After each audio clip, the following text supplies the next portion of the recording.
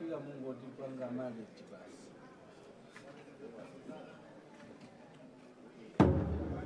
Honorable members, Mr. Speaker.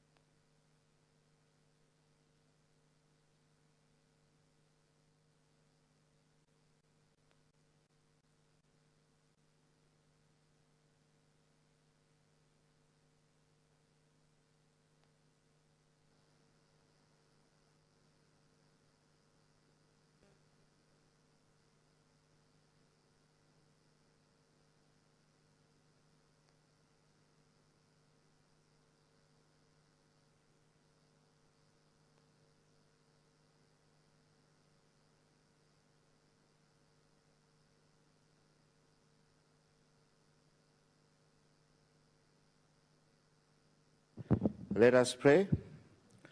Almighty God, who in your wisdom and goodness has appointed the office of the rulers and parliaments for the welfare of society and the just government of the people, we ask you to behold with your abundant favor as your servants whom you have been pleased to call to the performance of important trusts in this land. Let your blessings descend upon us here assembled, and grant that we may consider all matters that shall come under our deliberation in so just and faithful manners to promote your honor and glory, and to advance the peace, prosperity, and welfare of this country and of those whose interests you have committed to our charge. Amen.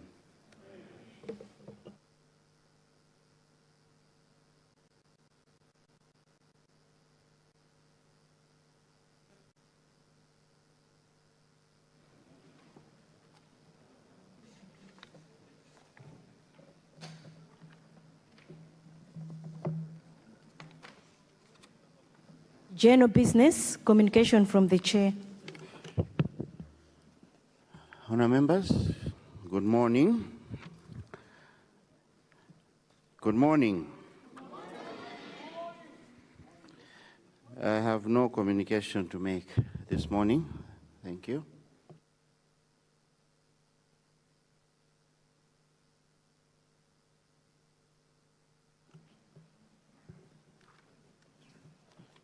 General business, questions or notice to ministers for oral replies. Point of order. Yes, Leader, I see you standing.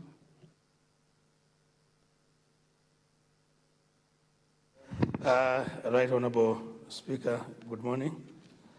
And in the same way, let me extend the greetings to the entire House.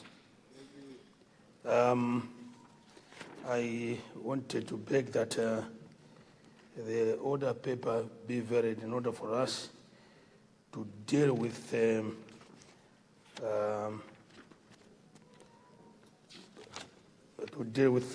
reports, Right Honourable Speaker, beginning with the report by the chairperson of the Health Committee, as I had guided yesterday. So we'll do with health, then 2 statements by lady MPs. Today will be a ladies' day. Lady MPs that have got statements, and then in the afternoon, as guided yesterday, we'll deal with constitutional statements. I submit, Right Honourable Speaker.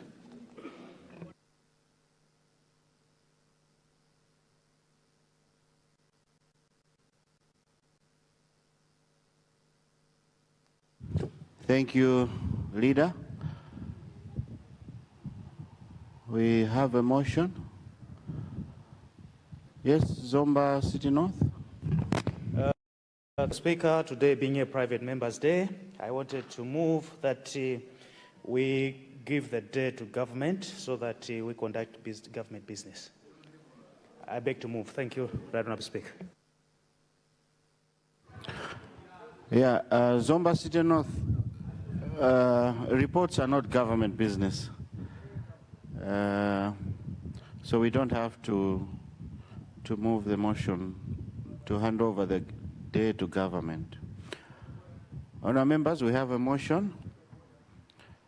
Yes, what's gone out of order, Honourable? Right Honourable Speaker, before a motion, I deposited a motion to you on the guidelines. Number one, I requested the government to bring guidelines so that it can be debated by the House.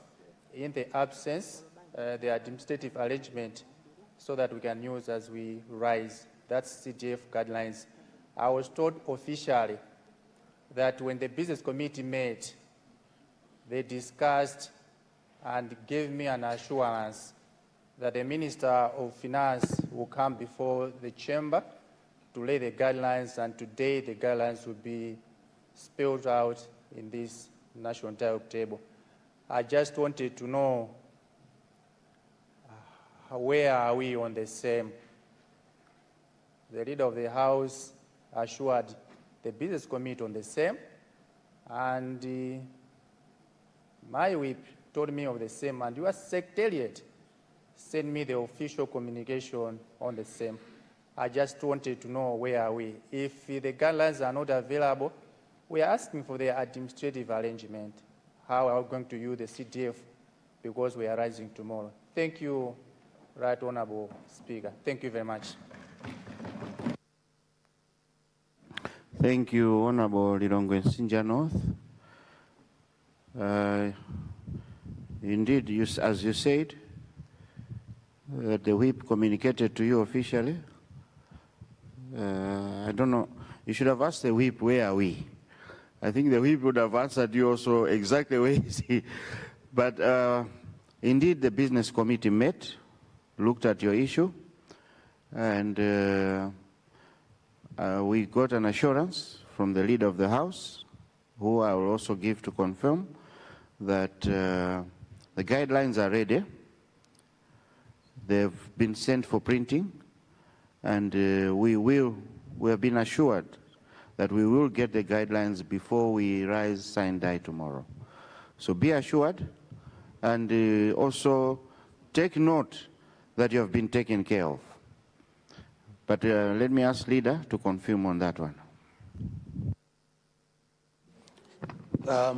Right, Honourable Speaker, I did rise to confirm that I undertook to ensure that the guidelines are brought in this House before we rise, in line with the motion that our Honourable Member had presented. And I just want to confirm that the guidelines were sent for printing. I had hoped that they would have come back by last evening. I'm yet to check with the Minister of Finance, but he's the one that will come in this House. You only come in this House to present those guidelines. So I want to assure the House that let's be a bit patient. The guidelines are ready, and you will have access to the guidelines. I thank you. Thank you, leader. Yes, Whip. Thank you very much, Right Honourable Speaker. We appreciate the assurance from the Honourable Leader that the guidelines, having gone through the printing process for almost a week now, will be ready today. Wondering if the presentation itself does require multiple printouts that can take the whole day or a number of days to prepare. Isn't it possible for the Honourable Minister even to read from his tablet and present to this House? Just read from his tablet in a digital era. We don't have to go to print. Just read from his tablet, present to this House. Isn't that a possibility, Right Honourable Speaker? it's a request to the honorable leader that just bring them on a tablet like you do sometimes when you're answering to or responding to questions. Read them from your tablet or from your phone. We're in a digital era than us to have to wait for printing. I submit. Yeah, Whip, you know when there's a document, the procedures are that it should be circulated to members. And the responsible minister will come and make a presentation. So, as the leader said, hold your breaths, patience.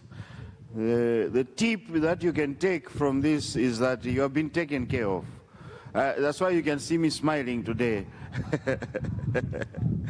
So I think it's a promise that the leader has undertaken, and we hope that by health break he'll be making follow-ups on that, so that it is brought and all members have a copy of that report, of the guidelines. Thank you, Whip. And now, honourable members, we have a motion.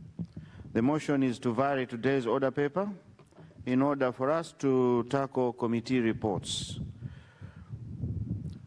I now put a question. Those of that opinion say aye.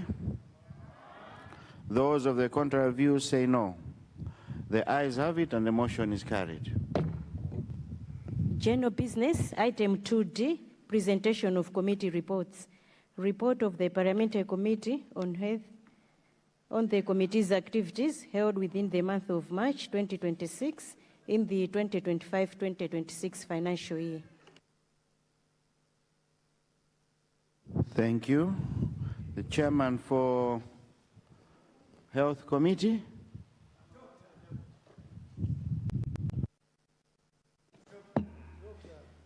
Mr. Speaker, sir, I beg to present the paper standing on my name under item 2D1 of the order paper. I beg to present. Thank you. Sergeant at Arms.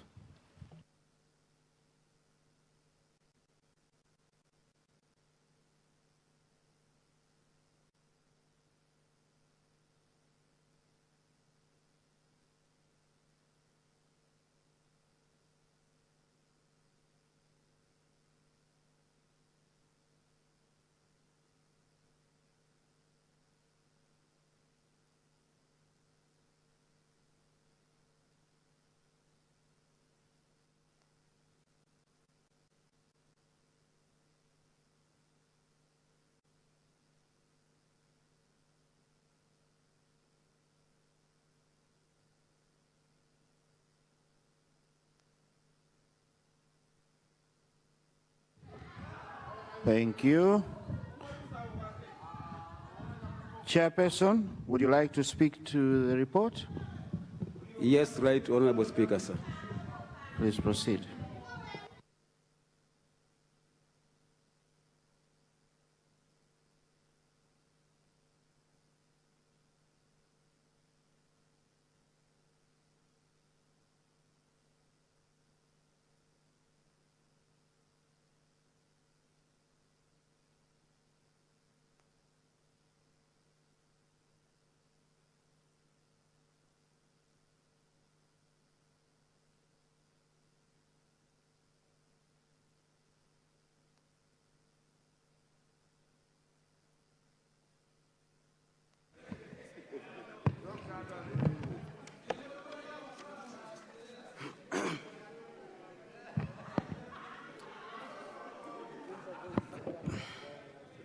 Thank you, Mr. Speaker, sir, and good morning.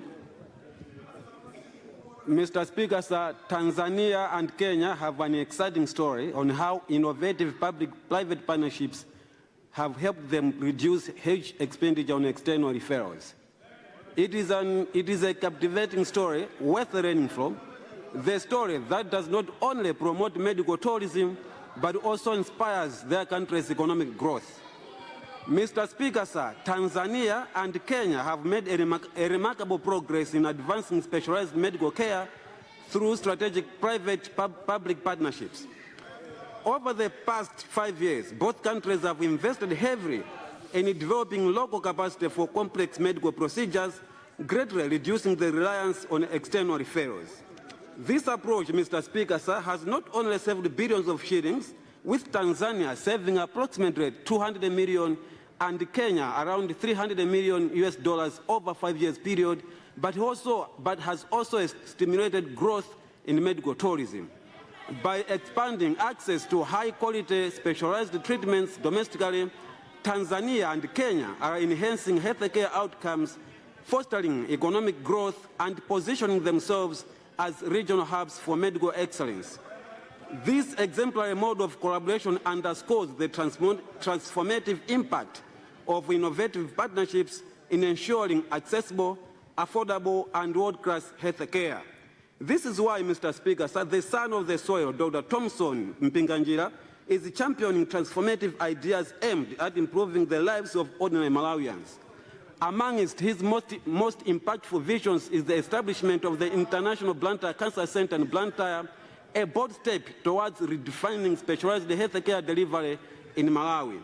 Mr. Speaker, the International Luntha Cancer Center is an exceptional and excellent story. The story that, if adopted and accepted by all of us here, will greatly improve the specialized healthcare services in Malawi. But, Mr. Speaker, allow me to paint a picture on health sector budget outbound expenditure on referral cases for the past 5 years for this August House to understand the International Luntha Cancer Center story. The Ministry of Health and Sanitation spends about $2 million US dollars, approximately over 2 billion Malawi kwacha annually, on international patients referrals, with over 400 patients on the waiting list for treatment abroad. Most referrals are for specialized cases such as cancer and other complex cases. This figure is confirmed in budget cash flows and health financing reports, which highlight referrals as a major fiscal pressure. For instance, Mr. Speaker, in the 2024-2025 fiscal year, this House approved 1.4 billion, but ended up spending 2.1 billion Malawi kwacha. These costs represent a significant drain on health budget and foreign exchange reserves. As a matter of fact, the external referral expenditure compromises equity, as only a small fraction of patients, mostly politicians, benefit from referrals, leaving many untreated. This is why the IBCC came into being. Mr. Speaker, the International Luntha Cancer Center has positioned itself as a flagship institution in Malawi's fight against the specialized healthcare services. It treats approximately 40 patients daily, offering Center of Excellence services in screening, diagnosis, and treatment. The facility provides advanced diagnostic imaging, including CT scans, MRI, ultrasounds, X-ray imaging, and mammography, the latter being the only service of its kind in Malawi. Mammography is critical for early detection of breast cancer. The IBCC, Mr. Speaker, has invested highly in qualified Malawian personnel, oncologists, medical physicians, radiologists, medical physicians, laboratory technicians, and nurses. This multidisciplinary team ensures comprehensive care administration to its patients. Mr. Speaker, the facility is not leaving anything to chance. It is the Center of Excellence, hence the facility lives to its standards. It is for this reason, Mr. Speaker, the facility maintains a robust 3-month scheduled maintenance plan supported by both local engineers and international partners, with spare parts imported in advance to guarantee uninterrupted service delivery. Opening its doors a year ago, IBCC has become a hub for medical tourism. Approximately 30% of its patients come from Mozambique, with others from Zimbabwe and Zambia. This inflow of regional patients, Mr. Speaker, has contributed to Malawi's reputation as a provider of specialized health care within SADC region. And to accommodate this demand, IBCC is constructing a 20-bed lodging facility, within its compound, due for completion in 6 months, ensuring that patients requiring prolonged treatment have access to safe and convenient accommodation. Mr. Speaker, IBCC offers flexible payment options, including cash, MAZIM, individual health insurance schemes, and corporate medical schemes, thereby broadening access to its service. Mr. Speaker, despite these achievements, your committee observed that the absence of enforceable service level agreements, SLAs, and Memorandum of Understanding, MOU, exposes the center to risks of service interruptions, and inequitable access. Mr. Speaker, sir, while IBCC infrastructure is exemplary, its long-term access depends on signing SLA with the Malawi government and other partners. The SLAs, Mr. Speaker, sir, will not only improve equitable access of the specialized medical care, but it will also help save billions of kwacha's Ministry of Health spent on external referrals. MOU frameworks into its governance, these instruments are essential to guarantee that vendors, service level providers, and institutional partners deliver services in accordance with agreed standards. They provide measurable benchmarks for equipment, uptime, diagnostic turnaround, and specialist availability, patients' communication, and equitable access. Mr. Speaker, sir, your committee suggests that the specialized healthcare services such as radiotherapy, chemotherapy support, and follow-up care must be formally integrated into SLA. Diagnostic services include MRI, CT scans, mammography, ultrasounds, pathology, and histopathology will help create performance indicators. Future services envisaged under the SLA, Mr. Speaker, sir, include PET, CT, dialysis, surgical oncology, ophthalmology, and expanded inpatient facilities at the center. Mr. Speaker, sir, without enforceable agreements, referral pathways, reimbursement mechanisms, and monitoring frameworks remain vulnerable. PMRA. Mr. Speaker, sir, Pharmacy and Medicines Regulatory Authority has made significant strides since its establishment under the PMRA Act No. 9 of 2019. Over 2,000 pharmaceutical products have been authorized for circulation and 129 manufacturers licensed. Regular inspections are conducted to ensure safety, efficacy, and the quality of medicines. Mr. Speaker, sir, PMRA has initiated efforts to integrate traditional medicines into formal healthcare system, recognizing their widespread use among Malawians. The authority, Mr. Speaker, sir, has undertaken a functional review to strengthen its institutional capacity. Preliminary work has been completed for the construction of a national medicines quality control laboratory in Lilongwe. This laboratory, once operational, Mr. Speaker, sir, will serve as a national and regional reference facility, supporting the growth of the pharmaceutical industry, facilitating the integration of allied substances, and contributing to revenue generation. Nevertheless, Mr. Speaker, sir, your committee observed that despite these achievements, PMRA faces serious challenges. Delays in gazetting subsidiary regulations have constrained full operationalization of the PMRA Act, limiting regulation of allied substances such as medical devices, cosmetics, and food supplements. Malawi has not yet attained World Health Organization maturity level 3, undermining international recognition of our regulatory system. It is disheartening, Mr. Speaker, sir, to note that PMRA is not stationed at ports of entry, relying instead on delegated arrangements with the Malawi Revenue Authority. This has created enforcement gaps, allowing substandard and falsified medicines to enter the country. Concerns have been raised about the prevalence of falsified and substandard medicines, which is a major public health threat.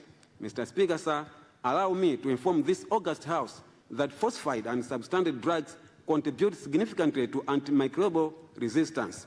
In Malawi, Mr. Speaker, sir, MR is a significant health crisis, causing approximately 3,900 direct deaths annually, with over 15,000 total deaths linked to resistant infections each year.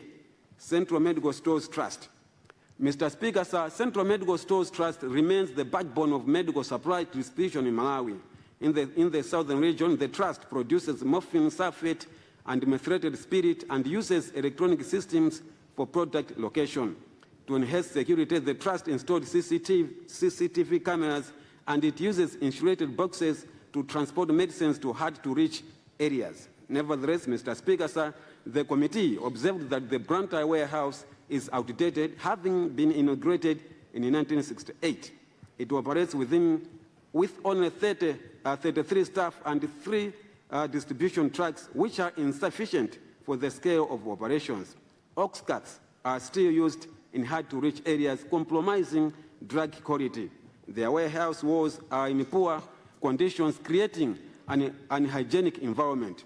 Fire safety protocols require upgrading, and the absence of digital tracking systems exposes medical supplies to theft and falsification.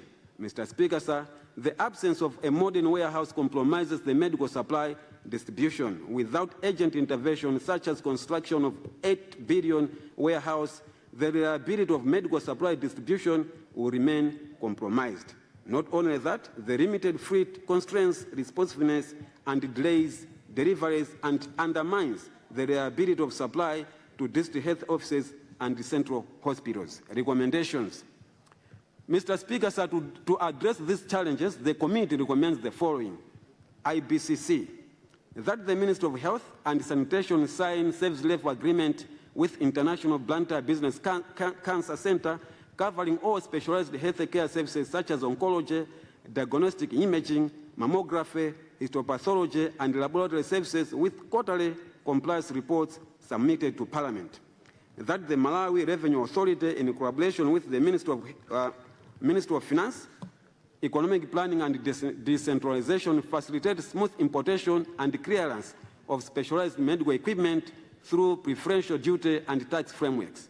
3, that the Public Procurement and Disposal of Assets Authority ensure all vendor contracts embedded SLA clauses and report annually to Parliament on compliance. 4, that the Ministry of Finance, Economic Planning and Decentralization tie financing approvals and subsidies to demonstrated compliance with SLA commitments and ensure subsidy provisions for low-income patients are transparently reported to Parliament. 5, that the National Cancer Center Control Program, in collaboration with the Ministry of Health and Sanitation, integrate SLA monitoring into its oversight role, publishing performance metrics and submitting annual reports to Parliament.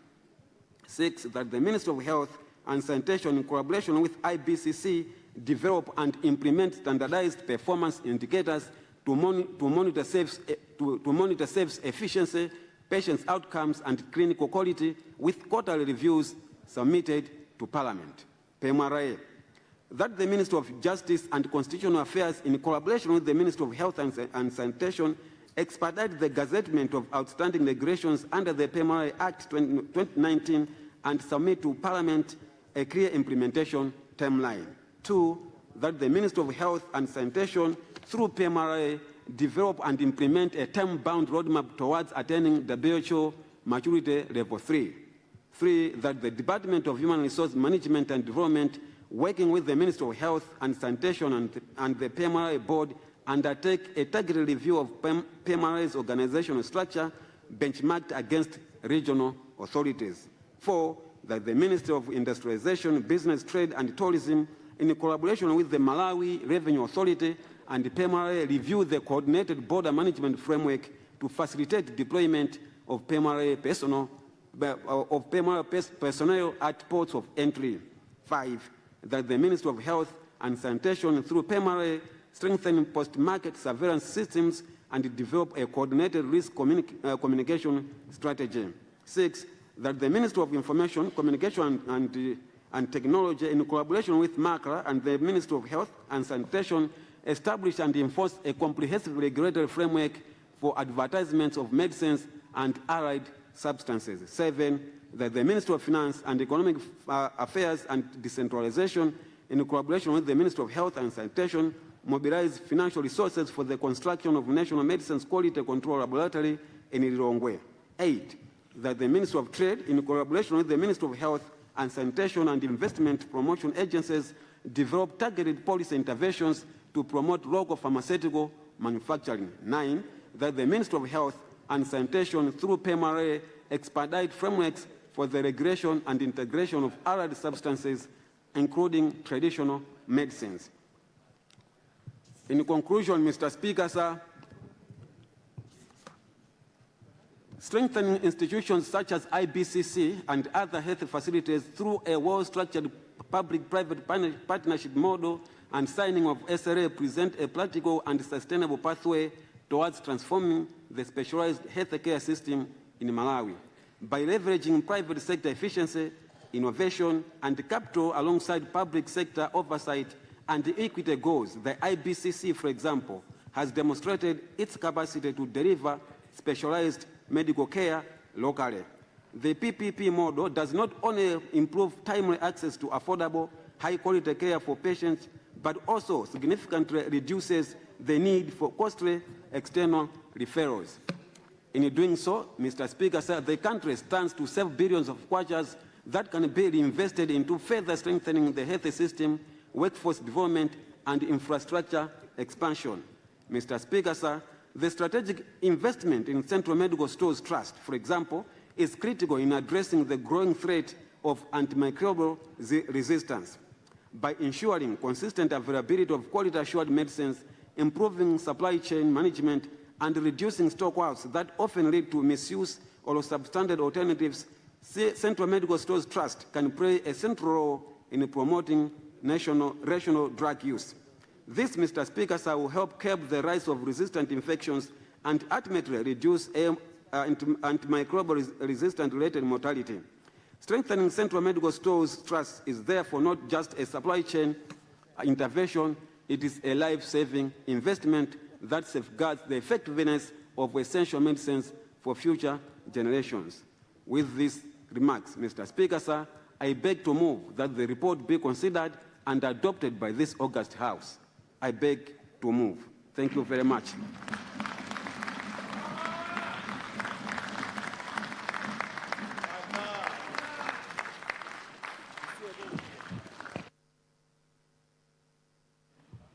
Thank you, Chair.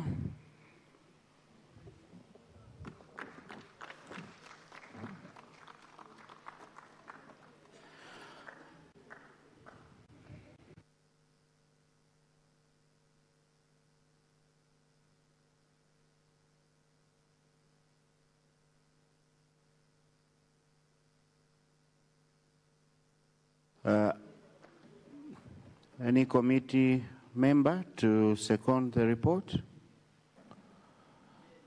Mwanza West, you have the floor. Thank you, Mr. Speaker. Mr. Speaker, sir, I rise this Thursday morning to second the speech ably delivered by the Honorable Chairperson of the Health Committee, and I do so with a deep sense of duty and conviction because the matters contained in this report are not mere administrative observations, but issues that go through the very heart of the well-being, dignity, and survival of Malawians. Mr. Speaker, sir, honorable members of the Parliament, the activities undertaken by the Health Committee in the month of March 2026 were not routine engagements. They were an important exercise in parliamentary oversight over our institutions that are central to the performance, credibility, and resilience of Malawians' health system. These activities allowed your committee to engage directly with institutions that are vital to the health of our nation. Mr. Speaker, we saw the determination of Pharmaceutical Medicines and Regulatory Authority, PMRA, to strengthen regulation. PMRA is not just an administrative body, it is a public health protection institution. It is the authority entrusted with ensuring that medicines related products that enter our markets are safe, effective, and of acceptable quality. When regulation is weak, counterfeit and substandard medicines find their way into our communities. When border surveillance is weak, unsafe products can easily enter the country. And when enforcement is weak, citizens are left exposed to harmful products that can worsen illness, delay recovery, or even cost lives. Therefore, as Parliament, we must insist that medicine regulation be treated not as a bureaucratic function, but as a frontline health protection service. Mr. Speaker, sir, your committee also had the opportunity to engage with the International Branch Cancer Center, IBCC, an institution that represents an important step forward in the development of specialized healthcare services in Malawi. Cancer is no longer a distant or rare condition in our country. It is increasingly affecting our population, and many families are living with the emotional, social, and economic burden of cancer diagnosis and treatment. The concern here is not whether specialized centers should exist. They absolutely should. The concern is whether such institutions are being developed in a manner that guarantees equity, accountability, continuity, and value for public health. Therefore, as a country, we must not only celebrate infrastructure, but also build systems around that infrastructure to ensure safe delivery is sustained and protected. Mr. Speaker, sir, the visit to the Central Medical Stores Trust was perhaps one of the most practical reminders of how deeply health service delivery depends on a functioning supply chain due to its resilience in distributing supplies under difficult circumstances. CMST is the backbone of medicine and health commodity distribution in Malawi. Its performance directly affects whether a health center has antibiotics, whether a maternity ward has oxytocin, whether a district hospital has a laboratory reagents, and whether frontline workers can actually provide the services that government promises to the people. In short, when CMST is functioning well, the public health system is able to breathe. When it is constrained, the effects are felt immediately by the communities across the country. As Parliament, we must continue to demand reforms that will make our nation's medical supply chain more responsive, reliable, and fit for purpose. Mr. Speaker, sir, these engagements reviewed both achievements and challenges, as the Honorable Chairperson already said.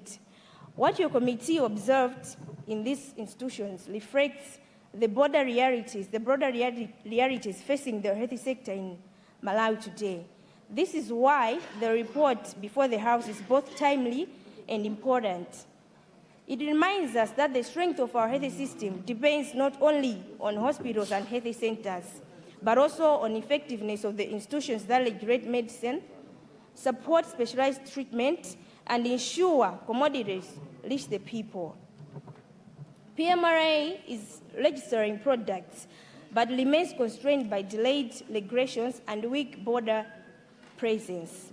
IBCC is a beacon of excellence, but yet its sustainability depends on enforcement agreements and oversight.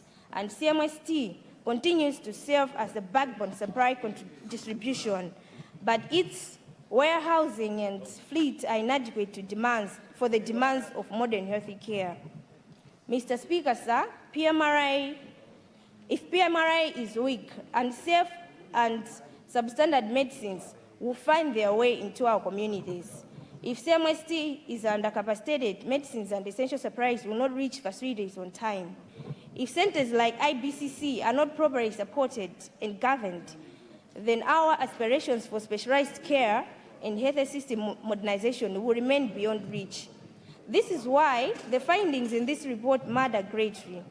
Mr. Speaker and honorable members, the recommendations presented by the chairperson have clearly assigned responsibilities to the relevant stakeholders, ministries, regulatory authorities, and oversight bodies. It is now incumbent upon the Minister of Justice and Constitutional Affairs, the Minister of Health and Sanitation, the Department of Human Resource Management and Development, the Minister of Industrialization, Business, Trade and Tourism, the Malawi Revenue Authority, MACRA, the Minister of Finance and Economic Planning and Decentralization, PPDA and National Cancer Center Control Program to act with agency and coordination.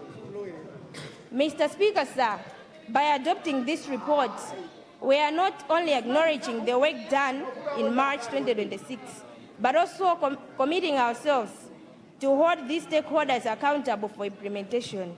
This is how Parliament ensures that recommendations translate into reforms and reforms into better health outcomes for our citizens. As a committee, we are interested in reports that gather dust. We are interested in reforms that improve service delivery. We are interested in systems that protect lives. We are interested in systems that protect lives. I should repeat on that one. We are interested in institutions that work for the delivery of Malawian citizens. Mr. Speaker, sir, With these few but honest remarks, I beg to second.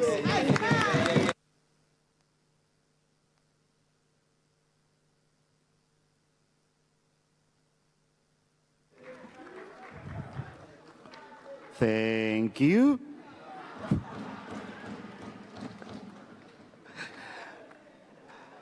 Thank you, Mwanza West, for seconding the report.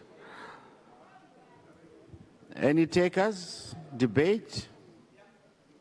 I see Sanje Central.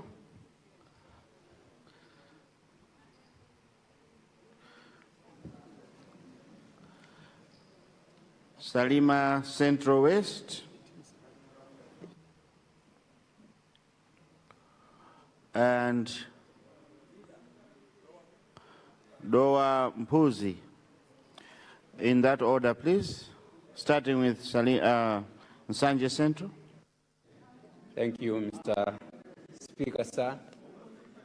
Mr. Speaker, sir, I thought this is the right time for me, on behalf of the people of Sanje Central, also to stand up and commend the work that Sir Tom Pinganjira is doing to our nation.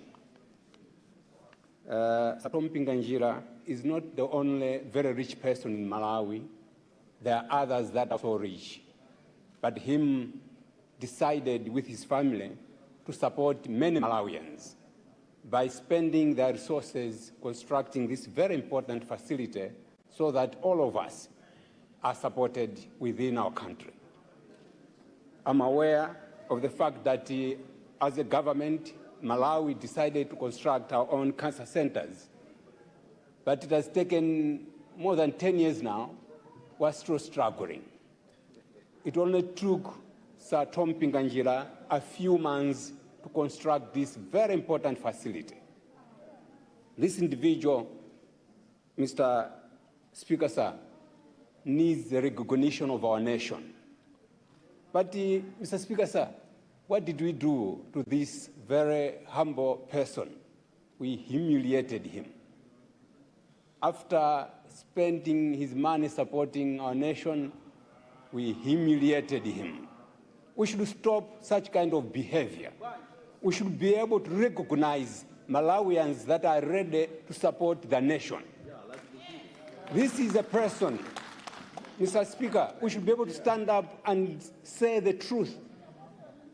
This person spent his life working very hard, and the money that he has.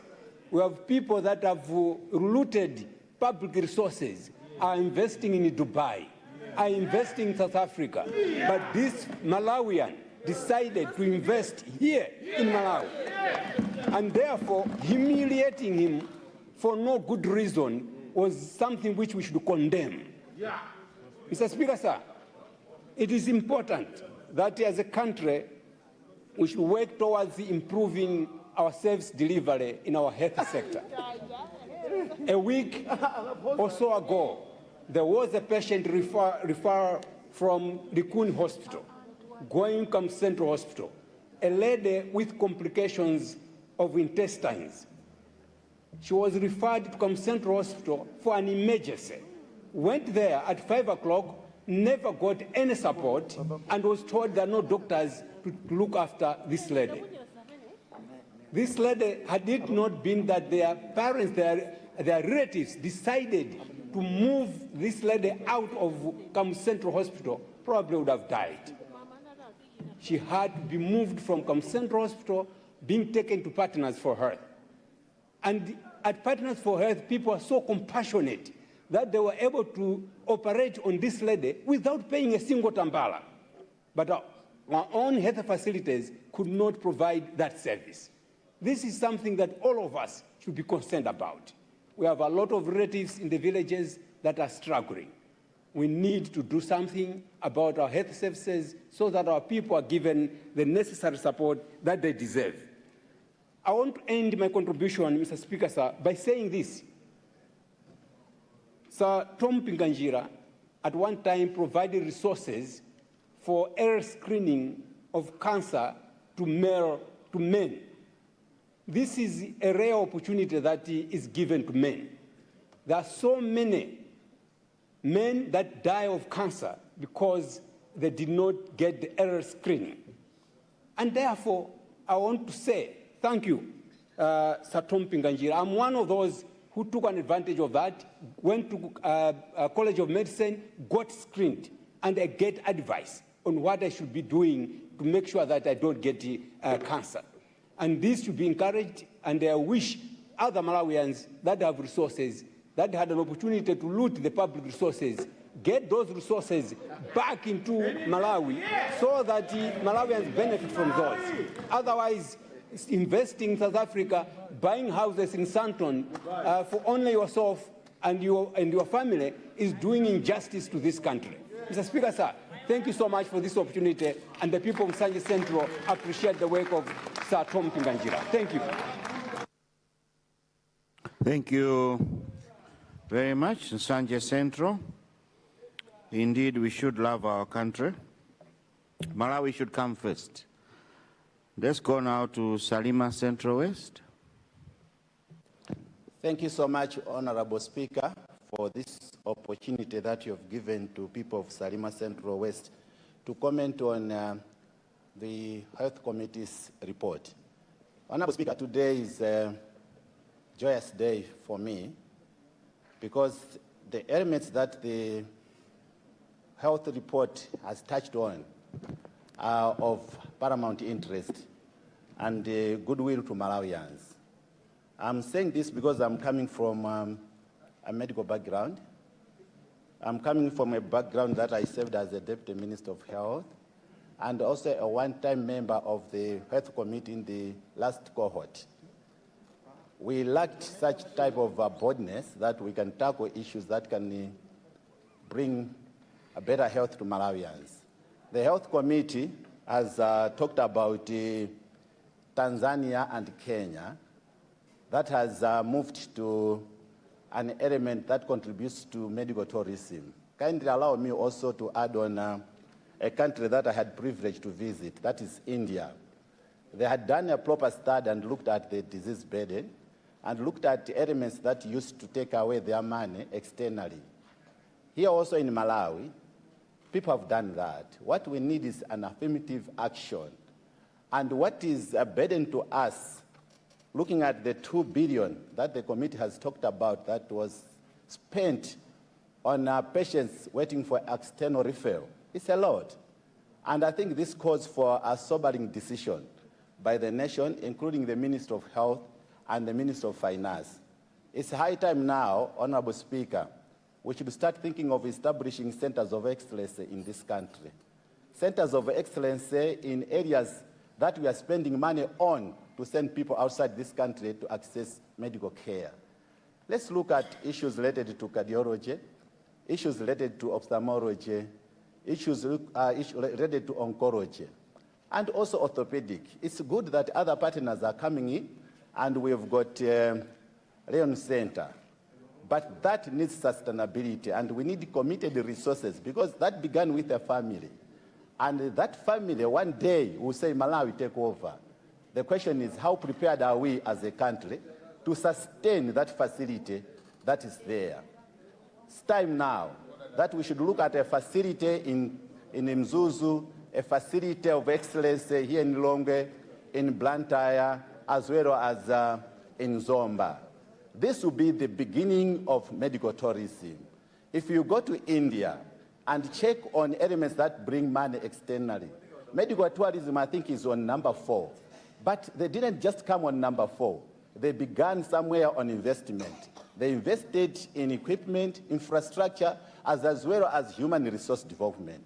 Therefore, bravo to the committee. This is great. I hope the system would listen and respond to this, and we start preparing, put money into it. If we had taken, let's say, that 2 billion that was spent and began with a certain center of excellence, put in a lot of money there, close, even though we are still sending, but start reducing. This money will be spent within this country and will do a lot of exploits. Let me also allow me, Mr. Speaker, to comment on PMRA. Great job done by the committee. But let me applaud government, also Minister of Health and PMRA, for the cordial relationship which is there with our colleagues crossing the borders. the issue of the 500 products that were given to us as an array, that they were falsified, came from Kenya and South Africa. It means that between PMRA and our colleagues across the border, there is that effective collaboration. But now the question is, within the past 12 months, how many products has PMRA recorded? Because that is an eye-opener. If we can have that 500 products, out of the 2,000 products that we are told are registered, 500 have been recorded. It is an eye-opener. Probably, Mr. Speaker, it's high time that we should start thinking of capacitating PMRA, especially their laboratory. We told them that it's a fact, that it is still saving at level 1. Our friends that have given us these triggers and alerts are already on level 3. It's high time that we should start now elevating PMRA's laboratory to level 3. There was an attempt by the previous government, Mr. Speaker, that they were allocated land in the city center to construct a modern laboratory. Where is that issue?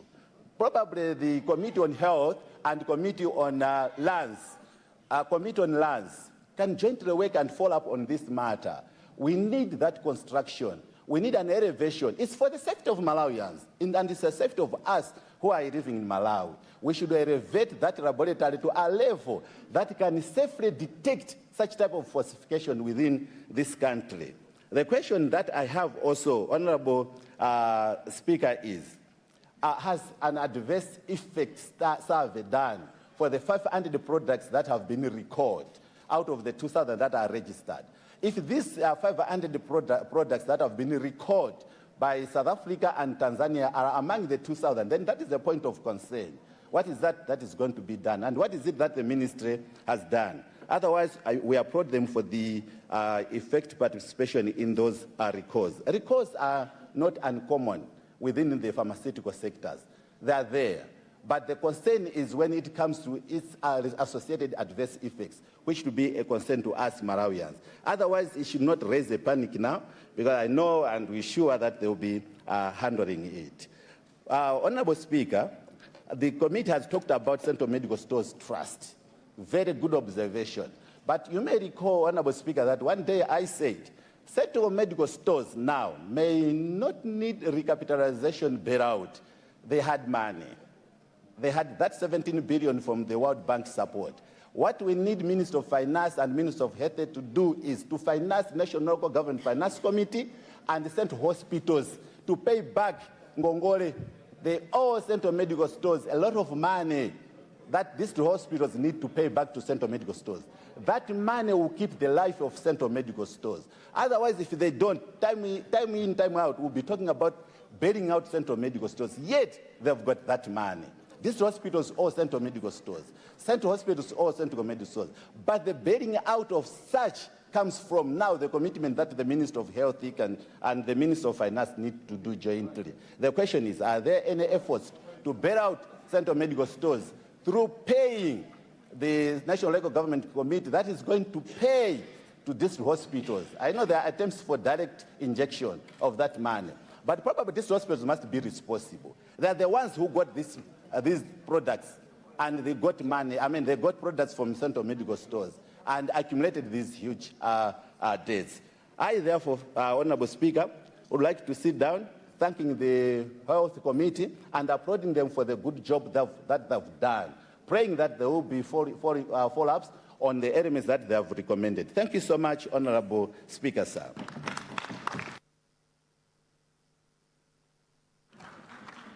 Thank you, Salima Central West. Let's go to Lilongwe Mpuzi.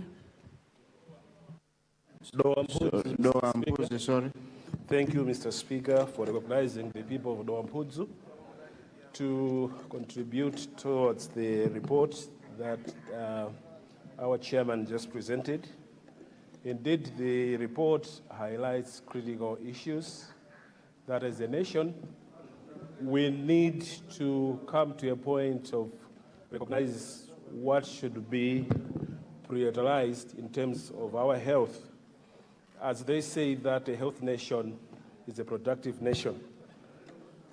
I would want to first comment on the IBCC visit. the International Luntha Cancer Center. The visit was such an eye-opener, and from the recommendations presented by the chair, it is clear that this is an institution of excellence that will come in and close the gap that we have in terms of referrals. Currently, the Ministry of Health has an endless list which they are failing to send cancer patients, and many of them are dying waiting for their chance. But the visit, from the recommendations from the report, is showing that this is a hospital that is capacitated in terms of health personnel, in terms of equipment, and in terms of other resources. From the visit, we actually came to know that there's a number of Mozambicans, in fact, a big number of Mozambicans that are coming for treatment of cancer to Malawi. While Malawians, we are busy looking for forex to go to India. I think we need to take our opportunities, and we need to make use of our own hospital that Dr. Mpikanjira has helped us. We really need to appreciate this facility. It's a facility that some of the equipments that they were mentioning there, equipments that it's one of its kind in Africa. The other one was one of its equipment in the world, costing over $2 billion. I think we need to take these chances. Let's support the ministry, let's support the IBCC, let's give them that support so that we cut some of the costs that we spend outside of this country. The second visit to Central Medical Stores Blantyre also highlights the need to support CMST with space issues in Blantyre. The current buildings were built in the 60s, and you can imagine that there still is asbestos roofing, which in the health matters it was banned, and people are working under such conditions.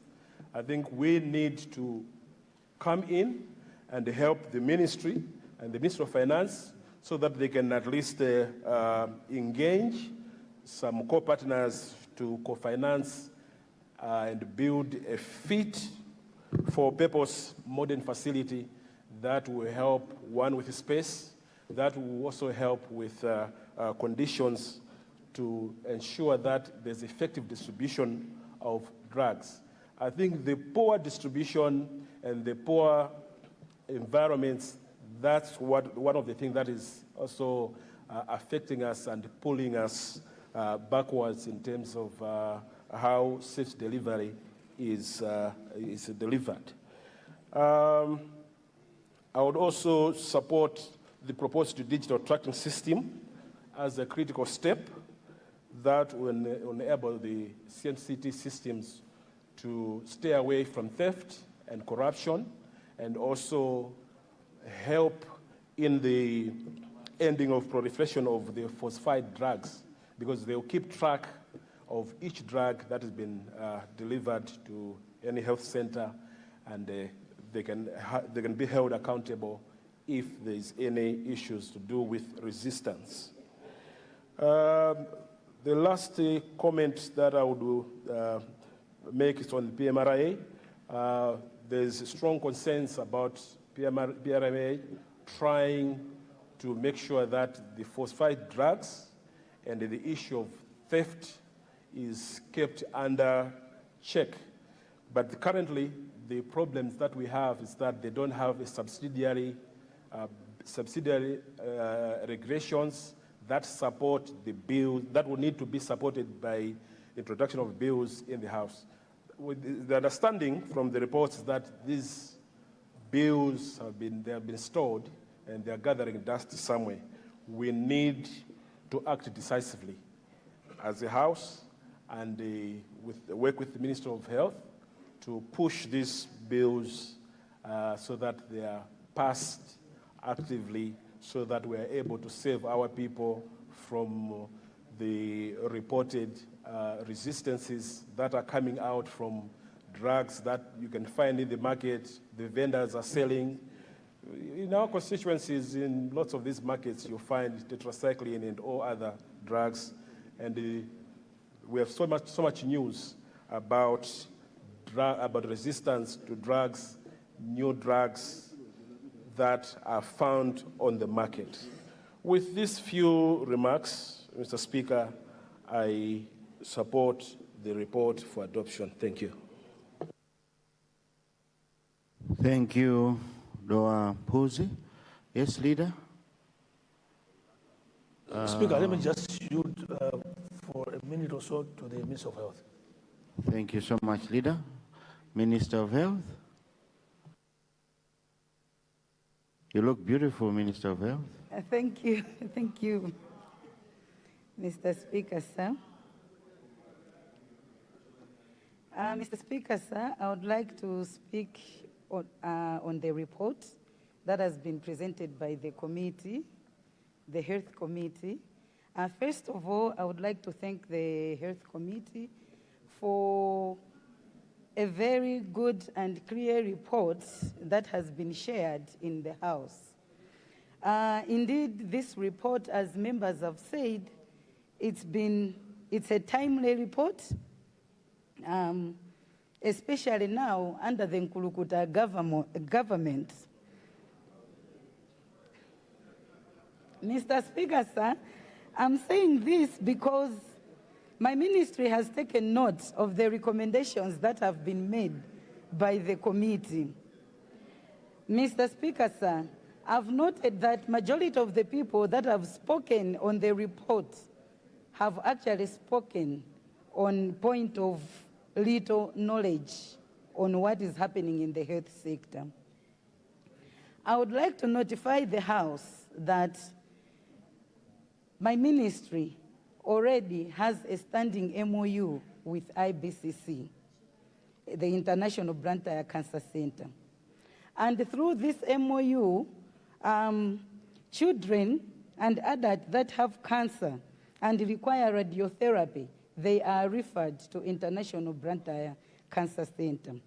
And this has taken place in our central hospitals, KCH, and also Queen Elizabeth Central Hospital. We are also aware that here in Lilongwe there is a cancer center. And what we are doing moving forward is to ensure that we also upscale the services so that International Blantyre Cancer Center can cater mostly for cancer patients that are in the southern region.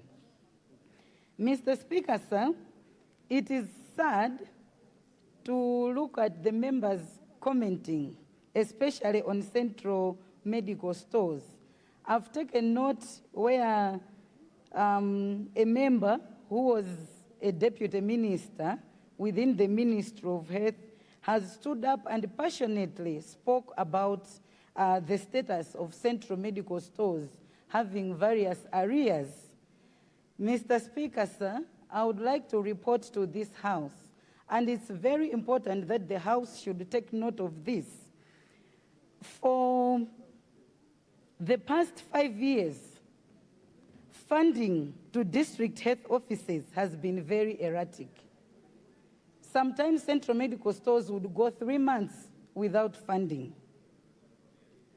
And also, Mr. Speaker, sir, my ministry, the Ministry of Health, we have inherited it at a very critical space when it was critically ill.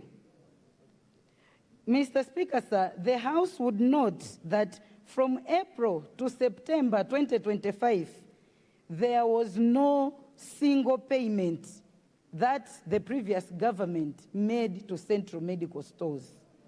As a result, central medical stores accrued arrears to various suppliers. As a result, central medical stores was almost at a collapse. It has taken this government, Mr. Speaker, sir, the coming in of this government to ensure that central medical stores, it is rising slowly and slowly to make sure that Malawians are benefiting from the drugs, from the medicines that the central medical stores supplies. Mr. Speaker, sir, the previous government transferred money that was meant for central medical stores to infrastructure, which is something that has never happened in this country. And the money for medicines, money for drugs, Mr. Speaker, sir, we ring-fence it because we understand the importance of drugs and medicines in the country.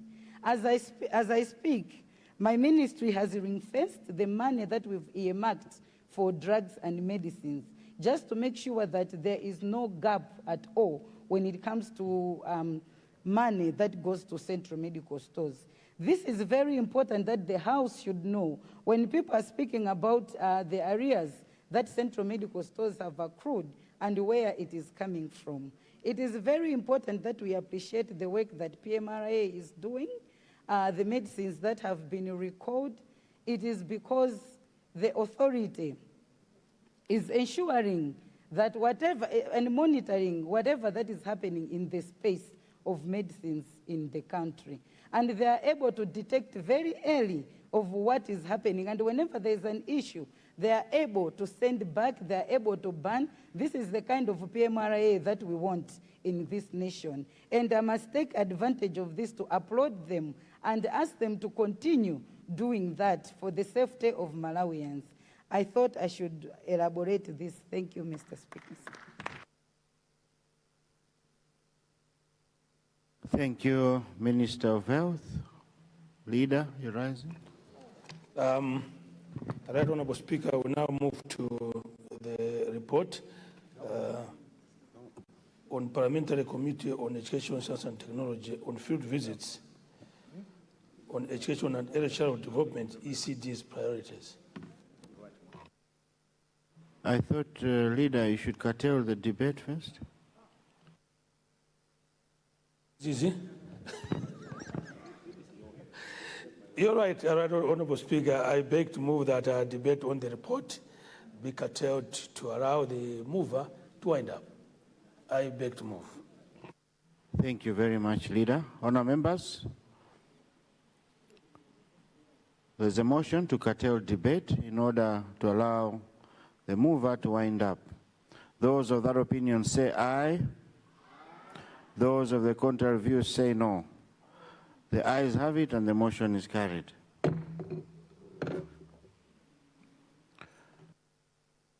Chair.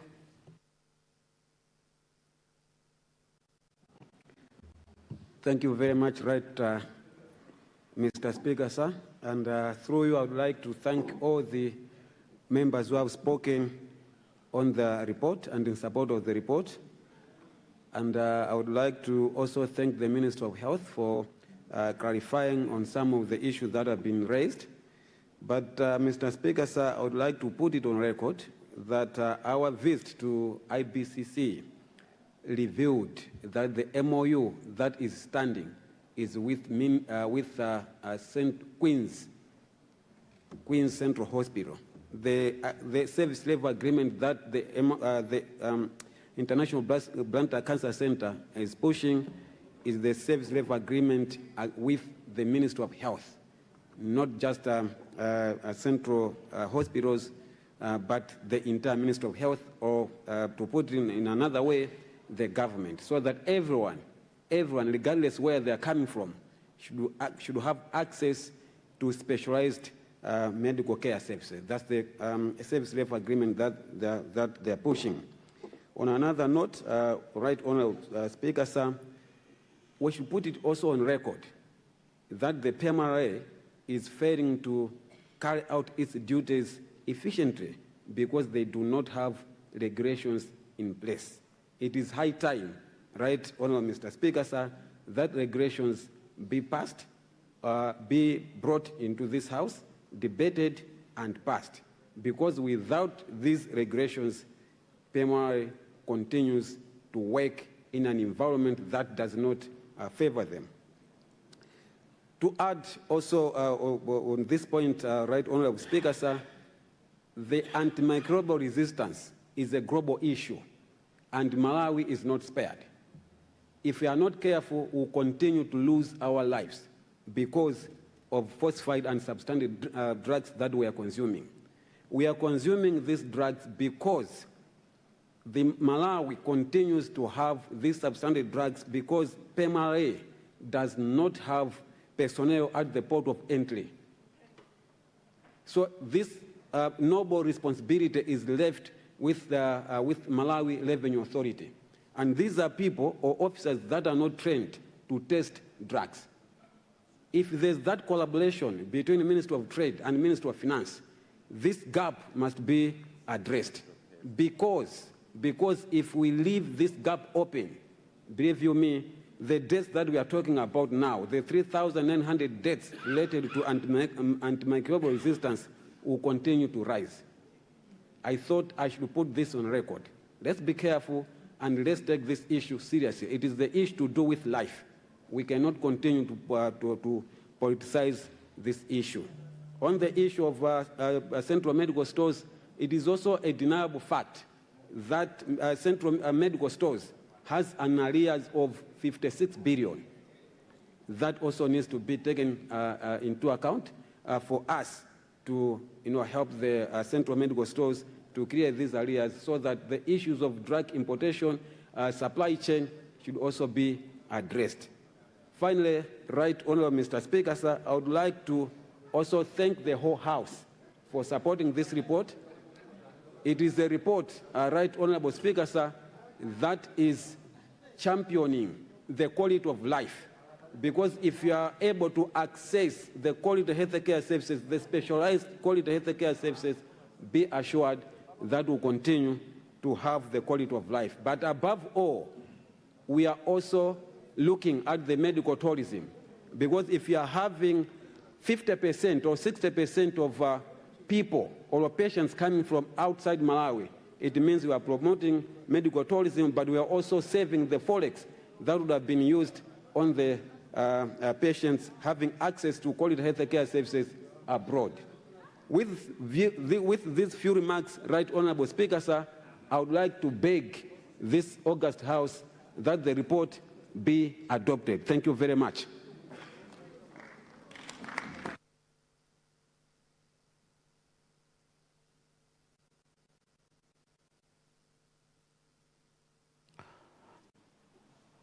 Yes, Leader. I'm getting it right now, Right Honorable Speaker. We now move to item D, Roman numeral 3, a report on education. Leader.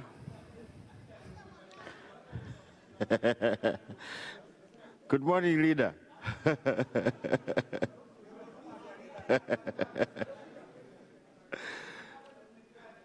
Honourable members, we have a motion.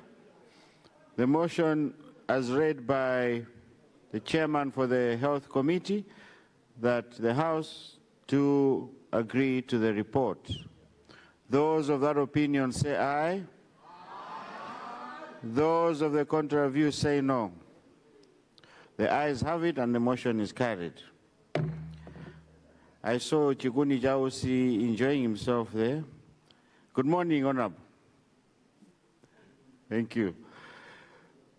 Leader, I was of the view that we go for a health break, considering that we have passed time for health break. And then when we come, we tackle a report on education, science, and technology. I hope that is in order.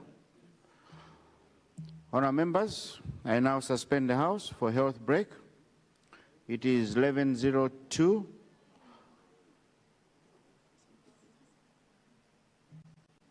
Before I announce the time for resumption, let me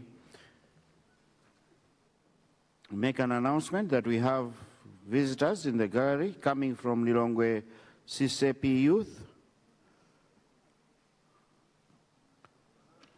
Lilongwe Masinta constituency. Please stand. Lilongwe Masinta constituency.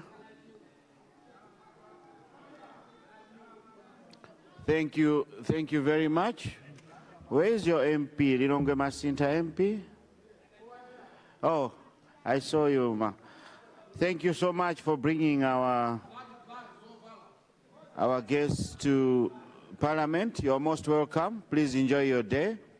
Thank you, Honorable. Honorable members, it is 11:03. I now suspend the House, but before I do that as well, there's another communication that has just come. Members of the Parliamentary Committee on Social and Community Affairs to meet in room 257 at health break, which is now. So members of Social and Community Affairs Committee, take note that you are meeting now. This message comes from the chair in room 257. Honourable members, 11:04, I suspend the House to 11:34. House suspended.